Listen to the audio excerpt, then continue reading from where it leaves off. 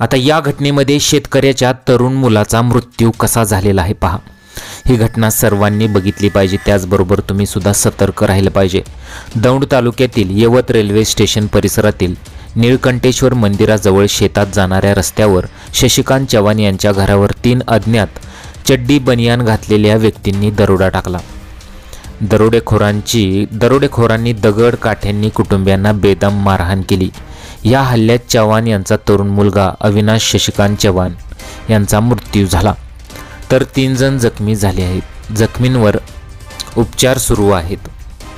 याबाबत यवत police station येथे तक्रार दाखल करणे सुरू आहे। घटनास्थळी यवत पोलिसांचे पथक दाखल झाले असून पुढील तपास करत आहेत। मिळालेल्या माहितीनुसार दौंड तालुक्यातील यवतमधील रेल्वे स्टेशन परिसरामध्ये शशिकांत चव्हाण यांचे कुटुंब राहते। त्यांच्या घरावरती मध्यरात्री दरोडा पडला। यावेळी दरोडेखोरांनी शस्त्रांनी केलेल्या हल्ल्यात चव्हाण यांच्या मुलाचा मृत्यू झाला, तर चव्हाण दाम्पत्यासह घरातील आणखी एक व्यक्ती गंभीर जखमी झाली आहे। यामुळे परिसरात भीतीचे वातावरण पसरले। दरम्यान मध्यरात्री 3 जणांनी शशिकांत चव्हाण यांच्या घरामध्ये शिरकाव करत त्यांच्या कुटुंबियांना मारहाण केली। हे 3 इसम बनियान आणि चड्डी घालून घरात घुसले होते। हे 3 इसम चोरीच्या उद्देशाने आले होते का, या दृष्टीने पोलिसांचा तपास सुरू आहे।